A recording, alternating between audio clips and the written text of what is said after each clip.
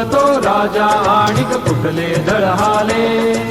प्रारंभी जे अद्भुत वाटे गहन भीतीदारी, या विश्वाचा स्वभाव कळता भय उरले नाही. नमस्कार, माझे नाव मधुरा गणपती. मी इयत्ता 5वी शिकते. माझ्या शाळेचे नाव यशवंतराव चव्हाण विद्या मंदिर. आज मी मायक्रोस्कोप हे विज्ञान मॉडेल केलेले आहे. येथे एक छोटा खटका आहे, तो ऑन केल्यावर येथे लाईट होते व ह्याच्यावर एक झाडाचे पान आहे आणि आपण वरून बघितले तर त्याच्यावर सूक्ष्मजीव त्याच्यातले दिसतात.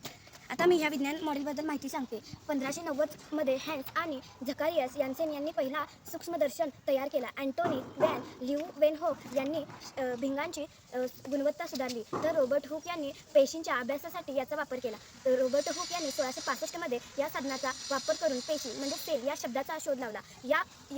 या प्रकल्पाचे उपयोग सूक्ष्मजीव, पेशी, ऊतक आणि बॅक्टेरिया अभ्यासण्यासाठी याचा होतो. रोगनिदान करण्यासाठी याचा होतो आणि नवीन पदार्थ व त्यांची सूक्ष्म रचनांचा शोध लावण्यासाठी होतो.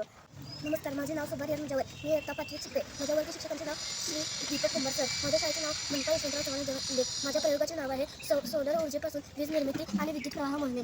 मी माझ्या प्रकल्पाचे सोलर पॅनलद्वारे वीज वापरून तयार केले आहे. हे जोडल्यावर इथे लाईट लागते.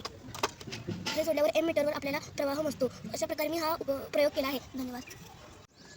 नमस्कार, माझे नाव तोहरत आहे पाटणकर. मी इयत्ता 5वीत शिकते. माझ्या शाळेचे नाव मनपा यशवंतराव चव्हाण विद्या मंदिर हे आहे. माझ्या वर्ग शिक्षकांचे नाव कीर्ती देसाई मॅडम व श्री दीपक कुंभार सर हे आहे. आज माझ्या मॉडेलचे नाव आहे हमान रेस्पिरेटरी सिस्टीम मॉडेल.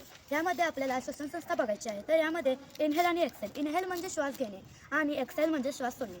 आपल्याला आता हे बघायचे आहे की हे फुगे श्वास कसे घेतात व श्वास कसे सोडतात.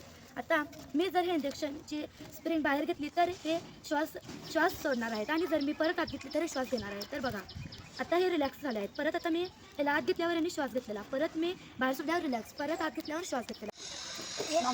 माझे नाव यशवंतराव सागरसुतारे आहे. मी आता दुसरी शिकते. पावसाचे पाणी टेरेसवर जाते. टेरेसवरती पाणी खड्ड्यात किंवा विहिरीत जाते व ते पाणी शेतातल्या जनावरांसाठी उपयोगित होते व ते पाणी पाणी त्यासाठी उपयोगित होते. धन्यवाद.